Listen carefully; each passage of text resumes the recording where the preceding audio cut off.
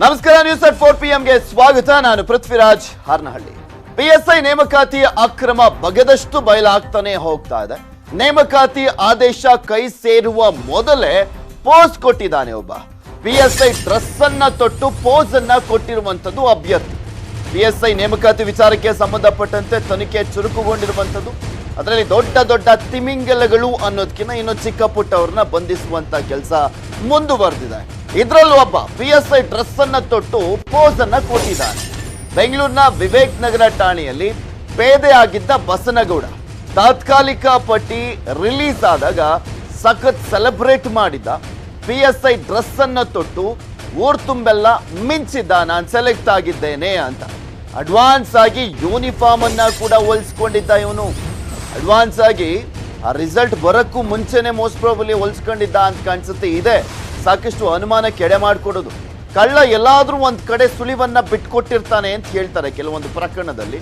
ಹಂಗೆ ಇದು ಕೂಡ ತಗಲಾಕೊಳ್ತಾ ಇದೆ. 27ನೇ ರ್ಯಾಂಕ್ ಅನ್ನ ಪಡೆದಿದ್ದ ಬಸನಗೌಡ ಕರೇಗೌಡ ಗ್ರಾಮಸ್ಥರಿಂದ ಸನ್ಮಾನವನ್ನ ಕೂಡ ಮಾಡಲಾಗಿತ್ತು. ಸನ್ಮಾನವನ್ನ ಮಾಡಿಸ್ಕೊಂಡಿದ್ದ ಬಸನಗೌಡ ಅವರೂರಿನ ಗ್ರಾಮಸ್ಥರಿಂದ ಸೆಲೆಕ್ಟ್ ಆಗ್ತೀನಿ ಅಂತ ಮೊದಲೇ ಬಸನಗೌಡಗೆ ಗೊತ್ತಾಗಿತ್ತ ಅನ್ನುವಂಥ ಪ್ರಶ್ನೆ ಸಹಜವಾಗಿ ಉದ್ಭವಿಸುತ್ತೆ. ಇಷ್ಟೊಂದು ಕಾನ್ಫಿಡೆನ್ಸ್ ಆಗಿ ಧರಿಸಿ ಓಡಾಡಿದ್ ಹೇಗೆ ಬಸನಗೌಡ ಅನ್ನುವಂಥ ಪ್ರಶ್ನೆ ಸಹಜವಾಗಿ ಕಾಡುವಂಥದ್ದೇ. ಮುಂಚಿತವಾಗಿ PSI ಪೋಸ್ಟ್ ಬುಕ್ ಮಾಡ್ಕೊಂಡಿದ್ನಾ ಅನ್ನುವಂಥ ಪ್ರಶ್ನೆ ಕಾಡ್ತಾ ಇದೆ. ಹಾವೇರಿಯ ಗುಡಿಸಲು ಕೊಪ್ಪದ ಬಸನಗೌಡ ಕರೇಗೌಡ ಈತನ ಹೆಸರು. ಈತ ಮುಂಚೆನೆ PSI ಡ್ರೆಸ್ ಎಲ್ಲ ಹಾಕೊಂಡು ಪೋಸ್ ಎಲ್ಲ ಕೊಟ್ಕೊಂಡು ಓಡಾಡಿದ್ದ ತಾತ್ಕಾಲಿಕ ಪಟ್ಟಿ ರಿಲೀಸ್ ಆದಂತ ಸಂದರ್ಭದಲ್ಲಿ. PSI ಪರೀಕ್ಷೆಯಲ್ಲಿ ಅಕ್ರಮ ಪ್ರಕರಣಕ್ಕೆ ಸಂಬಂಧಪಟ್ಟಂತೆ ಪ್ರಮುಖ ಆರೋಪಿ ಅಂತ ಹೇಳಲಾಗ್ತಾ ಇರುವಂತ RD ಪಾಟೀಲ್ ನನ್ನು ಕೂಡ ಬಂಧಿಸಲಾಗಿದೆ. ಮಹಾರಾಷ್ಟ್ರದಲ್ಲಿ RD ಪಾಟೀಲ್ ನನ್ನ ಅರೆಸ್ಟ್ ಮಾಡಿದ್ದಾರೆ ಪೊಲೀಸರು. 2 ದಿನದಿಂದ ಮಹಾರಾಷ್ಟ್ರದಲ್ಲೇ ಬೀಡು ಬಿಟ್ಟಿದ್ರು CID ತಂಡದವರು. ಇಂದು ಮಹಾರಾಷ್ಟ್ರದಲ್ಲಿ ಬಂಧಿಸಿದ್ದಾರೆ CID ಟೀಮ್ನವರು. ಇಂದು ಕಲಬುರಗಿಗೆ ಕರೆತರಲಿದ್ದಾರೆ CID ಪೊಲೀಸ್. ಸಹೋದರ ಮಹಂತೇಶ್ ಪಾಟೀಲ್ ಬಂಧಿಸದಂತೆ DYSPಗೆ ಆವಾಜನ್ನ ಹಾಕಿದ್ದ ನಿನ್ನೆ ಈ ವ್ಯಕ್ತಿ. RD ಪಾಟೀಲ್ ಅನ್ನೋನು ಆವಾಜ್ ಬೇರೆ ಹಾಕ್ಬಿಟ್ಟಿದ್ದ DYSPಗೆ. ಯಾವಾಗ ಆವಾಜ್ ಹಾಕಿದ್ನೋ ಆ ಮಹಂತೇಶ್ ಪಾಟೀಲ್ ಅಫ್ಜಲ್ಪುರ ಬ್ಲಾಕ್ ಕಾಂಗ್ರೆಸ್ ಅಧ್ಯಕ್ಷನನ್ನ ಕೊಳಪಟ್ಟಿ ಇಟ್ಕೊಂಡು ಹೇಳ್ಕೊಂಡು ಹೋಗ್ತಾರೆ ನೋಡಿ. ಅಲ್ಲಿನ DYSP ಆ ತನಿಖೆಯನ್ನ ನಡೆಸ್ತಾ ಇರುವಂತ DYSP ಕೊಳಪಟ್ಟಿ ಇಟ್ಕೊಂಡು ಹೇಳ್ಕೊಂಡು ಹೋಗ್ತಾರೆ, ನನ್ಗೆ ಆವಾಜ್ ಹಾಕ್ತೀಯಾ ಅಂತ. ಯಾಕೆಂದ್ರೆ ತನಿಖೆ ಮಾಡುವಂತ ಸಂದರ್ಭದಲ್ಲಿ ತನಿಖೆ ಮಾಡುವಂತ ಪೊಲೀಸ್ ಅಧಿಕಾರಿಗಳಿಗೆ ಆವಾಜನ್ನ ಹಾಕಿರುವಂತದ್ದು. ಸೊ ಹೀಗಾಗಿ ಮತ್ತಷ್ಟು ಆಕ್ರೋಶಗೊಂಡ್ರು ಪೊಲೀಸರು. DYSP ಕೊಳಪಟ್ಟಿ ಇಟ್ಕೊಂಡು ಹೇಳ್ಕೊಂಡು ಹೋದ್ರು. ಸ್ಪೆಷಲಿ ಇವರು ಸಿಕ್ಕಾಕೊಂಡಿರೋದೇ ಈ ಕೊಳಪಟ್ಟಿ ವಿಚಾರಕ್ಕೆ ಸಂಬಂಧಪಟ್ಟಂತೆ. ಯಾಕೆಂದ್ರೆ ಕೊಳಪಟ್ಟಿಲಿ ಆ ಒಂದು ಅಂಗಿ ಒಳಗಡೆ ಕೊಳಪಟ್ಟಿ ಮೇಲ್ ಬರುತ್ತಲ್ಲ, ಅಲ್ಲಿ ಬ್ಲೂಟೂತ್ ಅನ್ನ ಹಾಕೊಂಡು ಬಟ್ಟೆ ಹೊಲಿಸ್ಕೊಂಡು ಈ ಅಕ್ರಮವನ್ನ ಮಾಡಲಾಗಿದೆ ಅಂತ ಹೇಳಲಾಗ್ತದೆ. ಸೊ ಆ ಒಂದು ಪ್ರಕರಣದಲ್ಲಿ ಸಿಕ್ಕಾಕೊಂಡು ಆ ಕೊಳಪಟ್ಟಿ ಇಟ್ಕೊಂಡೆ ಹೇಳ್ಕೊಂಡು ಹೋದ್ರು ಅತ್ಲ ಪೊಲೀಸರು.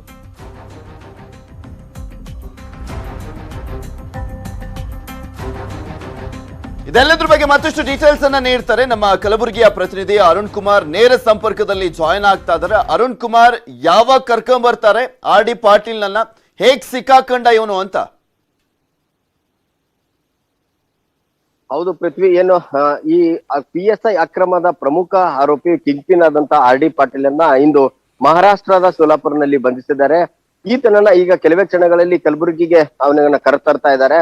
ಈ ಒಂದು ಇಡೀ ಪ್ರಕರಣದ ರೂವಾರಿನೇ ಈಗ RD ಪಾಟೀಲ್ ತನ್ನ ತಮ್ಮನ ಅಣ್ಣನ ಮುಖಾಂತರ ಇನ್ನು ಅಭ್ಯರ್ಥಿಗಳನ್ನ ಹುಡುಕ್ತಾ ಇದ್ದ. ಅಭ್ಯರ್ಥಿಗಳನ್ನ ಡೀಲ್ಗಳನ್ನು ಕುದುರಿಸಿದಂತಹ ಮಹಂತೇಶ್ ಪಾಟೀಲನ್ನ ನಿನ್ನೆ ಅರೆಸ್ಟ್ ಮಾಡಲಾಗಿತ್ತು. ಆ ಸಂದರ್ಭದಲ್ಲಿ ತನ್ನ ಸಹೋದರನಿಗೆ ಯಾಕೆ ಅರೆಸ್ಟ್ ಮಾಡ್ತಾ ಇದ್ದಾರಂತ ಏನು DSPಗಳಿಗೆ CBI ಅಧಿಕಾರಿಗಳಿಗೆ ಆವಾಜ್ ಹಾಕಿದ್ದ. ಆ ಹಿನ್ನೆಲೆಯಲ್ಲಿ ಆತ ಕೂಡ ಅಜ್ಞಾತ ಸ್ಥಳದಿಂದ ಫೋನ್ ಮಾಡಿ ಈ ತರ ಹೇಳ್ತಾ ಇದ್ದ. ಆದ್ರೆ ಆತನ ಫೋನ್ ಎಲ್ಲಿದೆ ಅನ್ನೋದು ಕಾಲ್ ಟ್ರ್ಯಾಕ್ ಅನ್ನ ಹಾಕಿ ಆತನನ್ನ ಬಂಧಿಸುವಲ್ಲಿ CID ಅಧಿಕಾರಿಗಳು ಸಕ್ಸಸ್ ಆಗಿದ್ದಾರೆ. ಈ ಏನು RD ಪಾಟೀಲ್ ಬಂದ ನಂತರ ಕಲಬುರಗಿಗೆ ಕರೆತಂದ ನಂತರ ಆತನ ವಿಚಾರಣೆ ಮಾಡಿದ ಮೇಲೆ ಈತ ಏನು ಕಲಬುರಗಿ ಆವಾಜ್ ಹಾಕುವಂತ ಸಂದರ್ಭದಲ್ಲಿ RD ಪಾಟೀಲ್ ಆ DYSPಗೆ ಹೇಳ್ತಾ ಇದ್ರು, ನನ್ನಿಂದ ದೊಡ್ಡ ದೊಡ್ಡ ಕಾಂಗ್ರೆಸ್ ನಾಯಕರೆಲ್ಲರೂ ಇದ್ದಾರೆ, ಸರಿ ಇರಲ್ಲ ಅಂತ ಹೇಳ್ತಾ ಇದ್ದ. ಸೊ ಹೀಗಾಗಿ ಈತನನ್ನ ಅರೆಸ್ಟ್ ಮಾಡಿರುವಂತ ಹಿನ್ನೆಲೆಯಲ್ಲಿ ಇನ್ನೂ ಬೇರೆ ಬೇರೆ ದೊಡ್ಡ ದೊಡ್ಡ ನಾಯಕರು ಸಿಕ್ಕಾಕೊಳ್ಬಹುದೇನಾ ಅಂತ. ಹೌದು ಪೃಥ್ವಿ, ಯಾಕಂತಂದ್ರೆ ಈ ನಿನ್ನೆ ಅರೆಸ್ಟ್ ಮಾಡಿದಂತ ಸಂದರ್ಭದಲ್ಲಿ ನನ್ನ ಹಿಂದೆ ದೊಡ್ಡ ನಾಯಕರಿದ್ದಾರೆ ಅಂತ ಪೋಸ್ ಕೊಟ್ಟಿದ್ದ, ಅಲ್ಲದೆ ಆತನ ಧಮಕಿ ಕೂಡ ಹಾಕಿದ್ದ. ಈ ಹಿನ್ನೆಲೆಯಲ್ಲಿ ಈಗ ಅವನನ್ನ ಬಂಧಿಸಿದ್ದಾರೆ. ಈಗ ಬಂಧಿಸಿದ ನಂತರ ಈಗ ಯಾವ್ಯಾವ ರೀತಿಯೆಲ್ಲ ಏನು ಆತನನ್ನ ಎನ್ಕ್ವೈರಿ ಮಾಡ್ತಾರೆ. ಅದಾದ ನಂತರ ಈ ಏನು ಆರ್ ಡಿ ಪಾಟೀಲ್ ಇದ್ದಾನೆ, ಇವನಿ ಹಿಂದೆ ಯಾರ್ಯಾರಿದ್ದಾರೆ ಅನ್ನೋದ್ರ ಬಗ್ಗೆ ಲಿಂಕ್ ಕೂಡ ಸಿಗಲಿದೆ. ಅಲ್ಲದೆ ನಿನ್ನೆ ರಾತ್ರಿ ಆತನ ಮನೆಯಲ್ಲಿ ಕೂಡ ಸರ್ಚ್ ಮಾಡಿದಾಗ ಅಲ್ಲಿ ಕೆಲವು ಹಾಲ್ ಟಿಕೆಟ್ ಅಭ್ಯರ್ಥಿಗಳ ಹಾಲ್ ಟಿಕೆಟ್ ಗಳನ್ನ ಸಿಕ್ಕಿದಾವೆ. ಆ ಅಭ್ಯರ್ಥಿಗಳ ಹಾಲ್ ಟಿಕೆಟ್ ನಲ್ಲಿ ಈ PSI ಎಕ್ಸಾಮ್ಗೂ ಅಥವಾ ಆ ಹಾಲ್ ಟಿಕೆಟ್ ಸಿಕ್ಕಂತ ಹಾಲ್ ಟಿಕೆಟ್ ಲಿಂಕ್ ಇದೆಯಾ, ಈ ಹಿಂದೆ ಏನಾದ್ರೂ ಏನು ಲಿಂಕ್ ಏನು ಬರ್ದಂತ ಎಕ್ಸಾಮ್ಗಳಲ್ಲಿ ಬರ್ದಂತ ಅಭ್ಯರ್ಥಿಗಳಿದ್ದಾರೆ ಅನ್ನೋದ್ರ ಬಗ್ಗೆ CID ಅಧಿಕಾರಿಗಳು ತನಿಖೆ ಮಾಡ್ತಾ ಇದ್ದಾರೆ. ಈ ಆರ್ ಡಿ ಪಾಟೀಲ್ ಕಳೆದ ಹಲವು ವರ್ಷಗಳಿಂದ KPSC ಎಕ್ಸಾಮ್ಗಳಲ್ಲಿ ಏನು ನಡೀತಾ ಇದ್ದಂತ ಅಕ್ರಮಗಳಲ್ಲಿ ಹೊರಗೆ ಬರುತ್ತೆ ಅಂತ. ಥ್ಯಾಂಕ್ ಯು ಸೋ ಮಚ್ ನಿಮ್ಮೆಲ್ಲ ಡೀಟೇಲ್ಸ್ಗಾಗಿ. PSI ನೇಮಕಾತಿ ಗೋಲ್ಮಾಲ್ ಪ್ರಕರಣಕ್ಕೆ ಸ್ಫೋಟಕ ಟ್ವಿಸ್ಟ್ ಸಿಗ್ತಾ ಇರುವಂತದ್ದು. ಪ್ರಕರಣದ ಸಂಬಂಧ ಪ್ರಿಯಾಂಕ್ ಖರ್ಗೆ ಆಡಿಯೋ ಬಾಂಬ್ ಅನ್ನ ಸಿಡಿಸಿದ್ರು. ಅಕ್ರಮ ಬಗೆಗಿನ ಆಡಿಯೋ ರಿಲೀಸ್ ಮಾಡಿದ್ರು ಪ್ರಿಯಾಂಕ್ ಖರ್ಗೆ ಅವರು, ಮಾಜಿ ಸಚಿವರು. 4 ನಿಮಿಷದ ಆಡಿಯೋದಲ್ಲಿದೆ ಪರೀಕ್ಷೆಯ ಗೋಲ್ಮಾಲ್ ಸೀಕ್ರೆಟ್. ಹುದ್ದೆಗಾಗಿ ಎಷ್ಟು ಹಣ ಕೊಡ್ಲಿಕ್ಕೆ ಸಿದ್ಧ ಅಂತ ಓರ್ವ ವ್ಯಕ್ತಿ ಕೇಳ್ತಾನೆ. ಇದರಲ್ಲಿ ದೊಡ್ಡವರೇ ಇದ್ದಾರೆ ಅಂತನೂ ಕೂಡ ಮಾತನಾಡ್ತಾನೆ ಮತ್ತೊಬ್ಬ ವ್ಯಕ್ತಿ. ನೀನೇನು ಎದುರುಬೇಡ, ದೊಡ್ಡವರೆಲ್ಲ ಇದ್ದಾರೆ, ಅವರೆಲ್ಲರೂ ಕೂಡ ನಿಮ್ಮನ್ನು ಸೇಫ್ ಮಾಡ್ತಾರೆ ಅನ್ನೋ ತರನು ಕೂಡ ಮಾತನಾಡಿದ್ದಾನೆ. ಅಪ್ಲಿಕೇಶನ್ ಪರೀಕ್ಷೆ ಬಗ್ಗೆಯೂ ಕೂಡ ಆಡಿಯೋದಲ್ಲಿ ಪ್ರಸ್ತಾಪ ಆಗಿದೆ. ಪರೀಕ್ಷಾ ಕೇಂದ್ರಗಳನ್ನೇ ಬುಕ್ ಮಾಡಿಕೊಳ್ಳುವ ಬಗ್ಗೆಯೂ ಕೂಡ ಚರ್ಚೆ ಆಗಿದೆ. ಸದ್ಯ ಎಲ್ಲೆಡೆ ವೈರಲ್ ಆಗಿರುವಂತ 4 ನಿಮಿಷದ ಆಡಿಯೋ, ಅದನ್ನ ಪ್ರಿಯಾಂಕ್ ಖರ್ಗೆ ಅವರು ಬೆಳಗ್ಗೆ ರಿಲೀಸ್ ಮಾಡಿದ್ರು. ಫಸ್ಟ್ ಪೇಪರ್ ಹೆಂಗೆ ಬಿಟ್ಟು ಫಸ್ಟ್ ಪೇಪರ್ ಏನ್ರಿ ಬರೀ ಈಗ ಸ್ಟೇಟ್ ಬರ್ಬೇಕತ್ತು ಸರ್. STA ಬರ್ಬೇಕ್ರೆ STA ಬರೋದ್ರೆ ಹೋಯ್ತ್ರಿ. ಅದು ಬೇರೆ ಅರ್ಥ ಕೊಡ್ತಾರೆ. ಹೌದೌದು ಹಂಗಾಗಿ ಅವತ್ತ ಬಿಡ್ತಾರ ಅವರು. ಅದೇ ಅವ್ರಿಗೆ ಮತ್ತೊಬ್ರದ್ದು ಇದು ಮಾಡಕ್ ಇನ್ನೊಬ್ರು ಚೆಕ್ ಮಾಡಕ ಅವ್ರು ಹಾಕಕ್ ಬರಲ್ರಿ ಅವ್ರಿಗೆ. ನಮ್ದಷ್ಟೇ ಅವ್ರದಷ್ಟೇ ಈಗ ಹಂಗಂದ್ರೆ ನಾವು ಇನ್ನೊಂದು ಕೇಳ್ಬೋದ್ರಿ. ಈಗ IPC ಇದು ಈಗ IAS ಆಫೀಸರ್ಸ್ ಅವ್ರು ಕೂಡ ನಾವು ಅಂತ ಕೇಳಕ್ ಬರಲ್ಲ. ಈಗ ನಾವು ತಗೋದ್ರಿ ಅದು ಹಿಂಗೆ ಇಲ್ಲ ಒಂದ್ಸಲ ಮೂಮೆಂಟ್ ಇದೆ ಆ ಕಡೆ. ರೀ ಗೌಡ್ರೆ ಅದೇ ಕೇಳ ಸರ್, ಅದು ಸ್ವಲ್ಪ ನಮಗೆ ಶಾಕ್ ಐತ್ರಿ ಗೌಡ್ರೆ. ನಿಮ್ಗ ಒಂದ್ ಇದು ಈಗ ಗೌಡ್ರೆ ಹೆಂಗ್ ನಮ್ರಿ ನೆಕ್ಸ್ಟ್ ನಮ್ದಲ್ರಿ ನಮ್ಮ ಬ್ರದರ್ರಿ. ಏನ್ ಸರ್ ಅದು ಏನ್ರಿ ನಿಮ್ಮ ಡೇಟ್ ಹೇಳ್ರಿ. ಇದು ಈ ನೋಟಿಫಿಕೇಶನ್ ಅಂತ ಆಗಲ್ರಿ. ಹಾ ರೀ ಈ ಸದ್ಯ 402 ರೀ. 402 ರೀ 402 ಸರ್. ಮತ್ತೆ ಈ ಸಲ ನೀವು ಹಾಲ್ ಟಿಕೆಟ್ ಹಾಕ್ಬೇಕಲ್ಲ ಸರ್, ಇದು ಅಪ್ಲಿಕೇಶನ್ ನಂಬರ್ ಹಾಕ್ಯಾರಿ ನಂದಲ್ಲ ಸರ. ಅದೇ ರೀ ನಿಮ್ ಬ್ರದರ್ ರೀ. ನಮ್ ಬ್ರದರ್ ರೀ. ಅಂದ್ರ ನಮ್ ಬ್ರದರ್ ಹೆಂಗ ಅಂತಂದ್ರಿ, ನಮ್ಮ ಅಣ್ಣನ ಸಡಕ್ರಿ ತುಂಬಾ ಒಳ್ಳೆ ಮನುಷ್ಯರು ಸರ್ ಅವರು. ಅವ್ರಿಗೆ ದುಡ್ಡು ಸಾಕಟ್ರಿ, ಎಲ್ಲ ಇನ್ಫ್ಲೂಯೆನ್ಸ್ ಭಾಳ ಅದ್ರಿ ಅವ್ರದ್ದು. ಬಟ್ ಹಿಂಗೆ ಕರೆಕ್ಟ್ ಕ್ಯಾನ್ ಸಿಕ್ಕಿಲ್ರಿ ಅವ್ರಿಗೆ. ಎಲ್ಲ ಮನೆಗೆಲ್ಲ ಅನುಕೂಲ ಐತಿ ಸರ. ಎಲ್ಲ ಬಿಲ್ಡ್ ಇದಾವ್ರಿ ಮನೆಗೆಲ್ಲ ಸ್ವಲ್ಪ ಅನುಕೂಲ ಅದಾರಿ. ದುಡ್ಡು ಕೊಡ್ತಾರೆ ಸರ್, ಏಟೆಗಾಗಿ ದುಡ್ಡು ಕೊಡ್ತಾರೆ. ಪಕ್ಕ ಆಗ್ಬೇಕ್ರಿ ಅವ್ರಿಗೆ. ಒಟ್ಟು ಒಂದು ಆಸೆ PSI ಆಗ್ಬೇಕಂತ ಅಷ್ಟೇ ನಮ್ದು. ಅವ್ರಿಗೆ ಜೇನುದಾಳಿಗೆ ಕಾಫಿ ಮಂಡಳಿ ಮಾಜಿ ಅಧ್ಯಕ್ಷ ಬಲಿಯಾಗಿದ್ದಾರೆ. MS ಭೋಜೇಗೌಡ ಮೃತ ದುರ್ದೈವಿ. ಜೇನುದಾಳಿಗೆ ಕಾಫಿ ಮಂಡಳಿ ಮಾಜಿ ಅಧ್ಯಕ್ಷ ಬಲಿಯಾಗಿರುವಂಥದ್ದು. MS ಭೋಜೇಗೌಡ ಅಂತ 73 ವರ್ಷ ವಯಸ್ಸಾಗಿತ್ತು, ಸಾವನ್ನಪ್ಪಿದ್ದಾರೆ. ಚಿಕ್ಕಮಗಳೂರಿನ ಕೃಷ್ಣಗಿರಿ ಕಾಫಿ ತೋಟದಲ್ಲಿ ಒಂದು ಘಟನೆ ನಡೆದಿದೆ. 2ನೇ ಬಾರಿ ಕಾಫಿ ಮಂಡಳಿ ಅಧ್ಯಕ್ಷರಾಗಿದ್ರು ಭೋಜೇಗೌಡರು. ಭೋಜೇಗೌಡರ ಮೇಲೆ 100 ಜೇನು ಹುಳುಗಳು ದಾಳಿಯನ್ನ ಮಾಡಿದ್ದಾರೆ. ಜೇನು ಹುಳುಗಳ ದಾಳಿಯಿಂದ ಮೃತಪಟ್ಟಿದ್ದಾರೆ ಭೋಜೇಗೌಡ ಅವರು. ಮಾಜಿ ಕಾಫಿ ಮಂಡಳಿಯ ಅಧ್ಯಕ್ಷರಾಗಿದ್ದಂತಹ ಭೋಜೇಗೌಡರು ಸಾವನ್ನಪ್ಪಿರುವಂಥದ್ದು. ಅದು ಜೇನು ದಾಳಿಯಿಂದಾಗಿ ಅವರು ಮೃತಪಟ್ಟಿದ್ದಾರೆ ಅನ್ನುವಂಥ ಮಾಹಿತಿ ಲಭ್ಯವಾಗ್ತಾ ಇದೆ. 73 ವರ್ಷ ವಯಸ್ಸಾಗಿತ್ತು ಅವರಿಗೆ. ಇದ್ರ ಬಗ್ಗೆ ಮತ್ತಷ್ಟು ಡೀಟೇಲ್ಸ್ ಅನ್ನ ನೀಡ್ತಾರೆ ನಮ್ಮ ಚಿಕ್ಕಮಗಳೂರಿನ ಪ್ರತಿನಿಧಿ ವೀರೇಶ್ ದೂರವಾಣಿ ಸಂಪರ್ಕದಲ್ಲಿ ಜಾಯ್ನ್ ಆಗ್ತಾ ಇದ್ದಾರೆ. ವೀರೇಶ್, ಏನು ಜೇನನ್ನ ಇಳಿಸುವಂತ ಸಂದರ್ಭದಲ್ಲಿ ಈ ರೀತಿಯಾಗಿ ಆಗಿರುವಂತದ್ದ ಅಥವಾ ಗೊತ್ತಿಲ್ಲದೆ ಆಗಿದ್ದ? ಪೃಥ್ವಿ ಏನು ಕಾಫಿ ತೋಟಕ್ಕೆ ತೆರಳಿದಂತ ವೇಳೆಯಲ್ಲಿ ಏಕಾಏಕಿ ಹೆಜ್ಜೆಯನ್ನು ದಾಳಿ ಮಾಡಿರುವಂತದ್ದು. ಸಾವಿರಾರು ಹೆಜ್ಜೆನುಗಳು ದಾಳಿ ಮಾಡಿ ಏಕಾಏಕಿ ಅವರಿಗೆ ಕಚ್ಚಿದ ಹಿನ್ನೆಲೆಯಲ್ಲಿ ತೀವ್ರ ಅಸ್ವಸ್ಥರಾಗಿರ್ತಾರೆ. ಕೂಡಲೇ ಆಸ್ಪತ್ರೆಗೆ ಸಾಗಿಸುವಂತ ಕೆಲಸ ಕೂಡ ಮಾಡಿದ್ರು ಕೂಡ ಅವರು ಚಿಕಿತ್ಸೆ ಫಲಕಾರಿಯಾಗದೆ ಒಂದು ರೀತಿಯಲ್ಲಿ ಸಾವನ್ನಪ್ಪಿರುವಂತದ್ದು. ಕಾಫಿ ಮಂಡಳಿ ಅಧ್ಯಕ್ಷರಾಗಿ 2 ಬಾರಿ ಅಧ್ಯಕ್ಷರಾಗಿರುವಂತ MS ಭೋಜೇಗೌಡರು ಈ ಹೆಜ್ಜೆನು ದಾಳಿಗೆ ಮೃತರಾಗಿರುವಂತದ್ದು. ಅಂದ್ರೆ ಅವರ ಕೃಷ್ಣಗಿರಿ ಕಾಫಿ ತೋಟದಲ್ಲಿ ಏನು ಅವರು ಕಾಫಿ ತೋಟಕ್ಕೆ ಹೋಗಿರುವಂತ ವೇಳೆಯಲ್ಲಿ ಏಕಾಏಕಿ ಹೆಜ್ಜೆನುಗಳು ದಾಳಿ ಮಾಡಿರುವಂತದ್ದು. ಅಂದ್ರೆ ತೋಟಕ್ಕೆ ಹೋಗಿರುವಂತ ಸಂದರ್ಭದಲ್ಲಿ ಈ ರೀತಿ ಹೆಜ್ಜೆನು ದಾಳಿ ಮಾಡಿರುವಂತದ್ದು. ಇವರು ಬಿಜೆಪಿಯಲ್ಲೂ ಕೂಡ ಜಿಲ್ಲಾಧ್ಯಕ್ಷರಾಗಿ ಸೇವೆ ಸಲ್ಲಿಸಿದ್ದಂಥದ್ದು, ಮತ್ತೆ ಜನತಾ ಪಕ್ಷದಲ್ಲೂ ಕೂಡ ಜಿಲ್ಲಾಧ್ಯಕ್ಷರಾಗಿ ಸೇವೆ ಸಲ್ಲಿಸಿದ್ರು. ಅವರು ತೋಟಕ್ಕೆ ಹೋದಂತ ಸಂದರ್ಭದಲ್ಲಿ ಹೆಜ್ಜೆನುಗಳು ಏಕಾಕಿ ದಾಳಿ ಮಾಡಿರುವಂತದ್ದು, ಸಾಕಷ್ಟು ನೂರಾರು ಹೆಜ್ಜೆನು ದಾಳಿಗಳು ಒಂದೇ ಬಾರಿ ದಾಳಿ ಮಾಡಿದ ಹಿನ್ನೆಲೆಯಲ್ಲಿ ಸಾಕಷ್ಟು ಆ ಮುಳ್ಳು ಏನ್ ಬರುತ್ತೆ, ಹೆಜ್ಜೆನ ಮುಳ್ಳು, ಅದು ಕೂಡ ಮೈಯಲ್ಲಿ ಕೂಡ ಇರುವಂತದ್ದು. ಕೂಡಲೇ ಅಸ್ವಸ್ಥರಾಗಂತ ಸಂದರ್ಭದಲ್ಲಿ ಅಲ್ಲಿದ್ದಂತ ಜನರು ಅವರನ್ನ ಆಸ್ಪತ್ರೆಗೆ ಸಾಗಿಸುವಂತ ಕೆಲಸ ಮಾಡಿದ್ರು. ಆದ್ರೆ ಚಿಕಿತ್ಸೆ ಫಲಕಾರಿಯಾಗದೆ ಹೆಜ್ಜೆನ ದಾಳಿಗೆ MS ಭೋಜೇಗೌಡರು ಮೃತರಾಗಿರುವಂತದ್ದು. ಓಕೆ, ಥ್ಯಾಂಕ್ ಯು ವೀರೇಶ್ ನಿಮ್ಮೆಲ್ಲ ಡೀಟೇಲ್ಸ್ಗಾಗಿ. Welcome back. ಹಳೆ ಹುಬ್ಬಳ್ಳಿಯಲ್ಲಿ ಗಲಭೆ ಪ್ರಕರಣಕ್ಕೆ ಸಂಬಂಧಪಟ್ಟಂತೆ ಕಾರ್ಪೊರೇಟರ್ನನ್ನ ಬಂಧಿಸಿದ್ದಾರೆ ಪೊಲೀಸರು.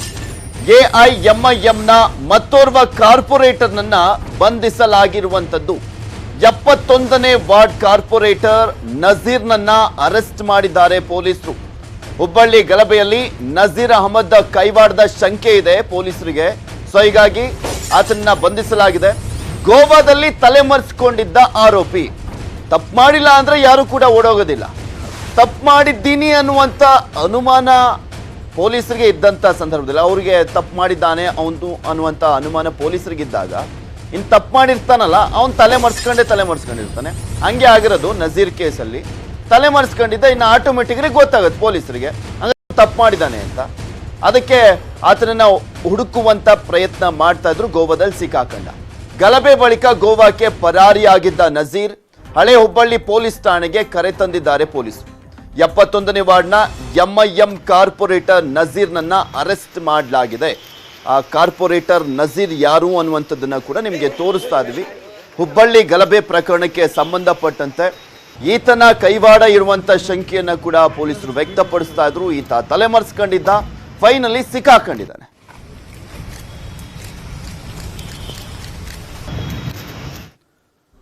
ಹುಬ್ಬಳ್ಳಿ ಗಲಭೆಕೋರರ ವಿರುದ್ಧ ಸಿಡಿದೆದ್ದಿದ್ದಾರೆ ಬಿಜೆಪಿ ಲೀಡರ್ಸ್. ಬುಲ್ಡೋಸರ್ ಅಸ್ತ್ರ ಪ್ರಯೋಗಕ್ಕೆ ಬಿಜೆಪಿ ನಾಯಕರು ಒತ್ತಾಯವನ್ನ ಮಾಡ್ತಿದ್ದಾರೆ.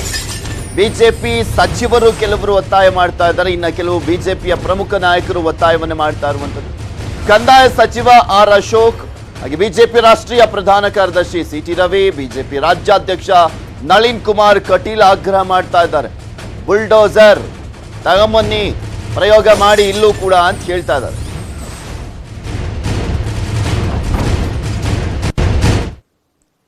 ಬೆಂಗಳೂರು ಬಿಟ್ರೆ ಹುಬ್ಳಿ ದೊಡ್ಡ ನಗರ ಕರ್ನಾಟಕದಲ್ಲಿ ಇಂಥ ಕಡೆನೆ ಈ ತರದ ವ್ಯವಸ್ಥಿತವಾದಂತ ಪಿತೂರಿ ಮಾಡ್ತಾ ಇದ್ದಾರೆ ಅಂದ್ರೆ ಇದು ಏನೋ ಒಂದು ಕಾರಣ ಇರಬೇಕು. ಈ ಭಯ ಬೀಳಿಸಿ ಇಲ್ಲಿನ ಒಂದು ವ್ಯವಸ್ಥೆಯನ್ನ, ಇಲ್ಲಿನ ವ್ಯಾಪಾರ ವಹಿವಾಟು ವ್ಯವಸ್ಥೆಯನ್ನ ಭಯ ಬೀಳಿಸುವಂತ ದೃಷ್ಟಿಯಿಂದ ಮಾಡ್ತಾ ಇದ್ದಾರೆ ಅಂತ ಕಾಣಿಸ್ತಾ ಇದೆ. ಆ ದೃಷ್ಟಿಯಿಂದ ಈ ಒಂದು ಘಟನೆಗೆ ಸರಿಯಾದಂತ ಒಂದು ತೀರ್ಮಾನವನ್ನ ನಾವು ಮುಖ್ಯಮಂತ್ರಿಗಳ ಜೊತೆ ಮಾತಾಡ್ತೀನಿ. ಈಗಾಗಲೇ ಉತ್ತರ ಪ್ರದೇಶ, ಬಿಹಾರ, ಕೆಲವು ರಾಜ್ಯಗಳಲ್ಲಿ ಈ ತರ ದಂಗೆಕೋರರಿಗೆ ಏನಿದೆ ಸರಿಯಾದಂತ ಪಾಠವನ್ನ ಕಲಿಸ್ತಾ ಇದ್ದಾರೆ. ನಮ್ಮಲ್ಲೂ ಆ ತರ ದಂಗೆಕೋರರು ಯಾರಿದ್ದಾರೆ, ಅವ್ರು ಯಾರೇ ಇರ್ಬೋದು, ಯಾವ ಭಾಷೆ, ಯಾವ ಜಾತಿ ಅವೆಲ್ಲ ನೋಡದೆ ಈ ತರದ ವ್ಯಕ್ತಿಗಳ ಬಗ್ಗೆ ಕ್ರಮವನ್ನ ತೆಗೆದುಕೊಳ್ಬೇಕು ಅನ್ನೋ ಒಂದು. Welcome back. ರಾಜ್ಯದಲ್ಲಿರುವ ಭುಗಿಲೆದ್ದಿರುವಂತಹ ಧರ್ಮ ದಂಗಲ್ ನಡುವೆ ಹಿಂದೂ ಮುಸ್ಲಿಂ ಸೌಹಾರ್ದತೆಗೆ ಸಾಕ್ಷಿಯಾಗಿರುವಂತಹ ಘಟನೆಯೊಂದು ಮೈಸೂರಿನಲ್ಲಿ ನಡೆದಿದೆ. ಹಿಂದೂ ಮಹಿಳೆ ಅಂತ್ಯ ಸಂಸ್ಕಾರ ಮಾಡಿದ ಮುಸ್ಲಿಮರು ಸೌಹಾರ್ದತೆಯನ್ನು ಮೆರೆದಿದ್ದಾರೆ. ಮೈಸೂರಿನ ಗೌಸಿಯಾನಗರದ ನಿವಾಸಿ 60 ವರ್ಷದ ಜಯಕ್ಕ ಅನಾರೋಗ್ಯದಿಂದ ಮೃತಪಟ್ಟಿದ್ರು. ಜಯಕ್ಕನಿಗೆ ಸೊಸೆ ಇಬ್ಬರು ಬಿಟ್ಟರೆ ಬೇರೆ ಯಾವ ಸಂಬಂಧಿಗಳು ಕೂಡ ಇರಲಿಲ್ಲ. ಈ ಹಿನ್ನೆಲೆಯಲ್ಲಿ ನೆರೆಹೊರೆಯ ಮುಸ್ಲಿಂ ಯುವಕರೇ ಜಯಕ್ಕನ ಅಂತ್ಯ ಸಂಸ್ಕಾರಕ್ಕೆ ಕೈ ಜೋಡಿಸಿದ್ರು. ಹಿಂದೂ ಸಂಪ್ರದಾಯದಂತೆ ಅಂತಿಮ ಕಾರ್ಯವನ್ನು ನೆರವೇರಿಸಲಾಗಿದೆ. ಈ ಮೂಲಕ ರಾಜ್ಯದಲ್ಲಿ ಸದ್ದು ಮಾಡ್ತಾ ಇರುವಂತಹ ಕೋಮು ವಿವಾದದ ಸಂದರ್ಭದಲ್ಲಿ ಸಾಮರಸ್ಯದ ಸಂದೇಶವನ್ನ ಸಾರಿದ್ದಾರೆ. ನ್ಯೂಸ್ 18 ಕನ್ನಡ ಆಯೋಜನೆ ಮಾಡಿರುವಂತಹ ಆಹಾರ ಮೇಳಕ್ಕೆ ಭರ್ಜರಿ ರೆಸ್ಪಾನ್ಸ್ ಸಿಗ್ತಾ ಇದೆ. ಬೆಂಗಳೂರಿನ RT ನಗರದ HMT ಮೈದಾನದಲ್ಲಿ ಆಹಾರ ಮೇಳ ನಡೀತಾ ಇದ್ದು ಇಂದು ಮತ್ತು ನಾಳೆ ಕೂಡ ಇರುತ್ತೆ. ಈ ಅದ್ದೂರಿ ಆಹಾರ ಮೇಳಕ್ಕೆ ಜನಸಾಗರವೇ ಹರಿದು ಬರ್ತಾ ಇದೆ. ಇನ್ನು ಆಹಾರ ಮೇಳದಲ್ಲಿ ಮಹಿಳೆಯರಿಗೆ ಅಡುಗೆ ಸ್ಪರ್ಧೆ, ನೃತ್ಯ ಸ್ಪರ್ಧೆ, ಗೀತ ಗಾಯನ ಸ್ಪರ್ಧೆ, ಚಿತ್ರಕಲಾ ಸ್ಪರ್ಧೆ, ರಂಗೋಲಿ ಸ್ಪರ್ಧೆ ಇರಲಿದೆ. ಮಕ್ಕಳಿಗೆ ಫ್ಯಾನ್ಸಿ ಡ್ರೆಸ್, ಸಂಗೀತ ಕಾರ್ಯಕ್ರಮ ಇರುವಂಥದ್ದು, ಕಪಲ್ಸ್ ಗೇಮ್, ಕುಕ್ಕಿಂಗ್ ಕಾಂಟೆಸ್ಟ್ ಆಗಿರ್ಬೋದು, ಡ್ರಾಯಿಂಗ್ ಸ್ಪರ್ಧೆ ಇವೆಲ್ಲವೂ ಕೂಡ ಇದೆ. ನ್ಯೂಸ್ 18 ಆಹಾರ ಮೇಳಕ್ಕೆ ಭೇಟಿ ಕೊಡಿ, ವೆರೈಟಿ ಫುಡ್ ಟೇಸ್ಟ್ ಮಾಡಿ. ನಿಮ್ಮ ನ್ಯೂಸ್ 18 ಕನ್ನಡ ಆರ್ಟಿ ನಗರದ HMT ಗ್ರೌಂಡ್ ನಲ್ಲಿ ನಿನ್ನೆಯಿಂದ ಆಹಾರ ಮೇಳವನ್ನ ಆಯೋಜನೆ ಮಾಡಲಿದೆ. 3 ದಿನಗಳ ಕಾಲ ಆಹಾರ ಮೇಳ ನಡೆಯಲಿದ್ದು ನಿನ್ನೆ ಭರ್ಜರಿ ರೆಸ್ಪಾನ್ಸ್ ಸಿಕ್ಕಿದೆ. ನಿನ್ನೆ ಆಹಾರ ಮೇಳದಲ್ಲಿ ಸ್ಟಾಲ್ ಹಾಕಿದಂತವ್ರಿಗೂ ಕೂಡ ಒಂದ್ ರೀತಿ ಭಯ ಇತ್ತು. ಆಫ್ಟರ್ ಕೋವಿಡ್ ಜನ ಬರ್ತಾರೋ ಇಲ್ವೋ, ವ್ಯಾಪಾರ ಆಗತ್ತೋ ಇಲ್ವೋ ಅಂತ. ಆದ್ರೆ ನಿನ್ನೆ ಜನರಿಂದ ಸಿಕ್ಕಿರುವಂತಹ ರೆಸ್ಪಾನ್ಸ್ ನೋಡಿ ಇಲ್ಲಿ ಸ್ಟಾಲ್ ಹಾಕಿದವರು ಕೂಡ ತುಂಬಾನೇ ಖುಷಿಯಾಗಿದ್ದಾರೆ. ಇವತ್ತು ಆಹಾರ ಮೇಳ 2ನೇ ದಿನ. ಈಗ ಆಲ್ರೆಡಿ ಎಲ್ಲಾ ಸ್ಟಾಲ್ಸ್ ಓಪನ್ ಆಗಿದೆ. ಒಬ್ಬೊಬ್ಬರೇ ಜನರು ಬಂದು ತಮ್ಗಿಷ್ಟವಾದಂತಹ ವಸ್ತುಗಳನ್ನ ಖರೀದಿ ಮಾಡ್ತಿದ್ದಾರೆ.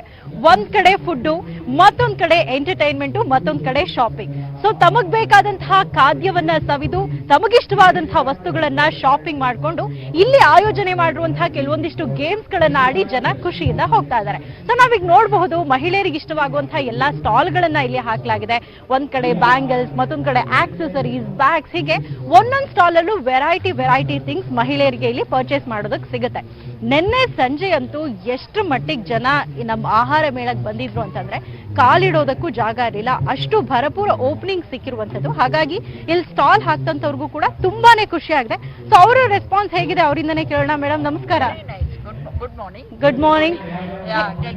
ಹೇಗಿದೆ response? It's very nice, very nice. Everything is very cheap and best. You are every time welcome. Okay. 2 days till tomorrow it is there. Yes, ಹೌದು, ನಾಳೆ ಮಾತ್ರ ಅವಕಾಶ ಇರುವಂತದ್ದು. ಸೊ ಕಸ್ಟಮರ್ಸ್ ರೆಸ್ಪಾನ್ಸ್ ಯಾವ ರೀತಿ ಇದೆ? Yeah, good, very good. Okay, after Covid ಇದೊಂದು ಅವಕಾಶ ಸಿಕ್ಕಿರೋದು ಹೇಗೆ ಅನಿಸ್ತದೆ? They are very lucky to have such functions only for 3 days. That's all. No, yesterday is already over. So till tomorrow you can come and see. ಹೌದಾ?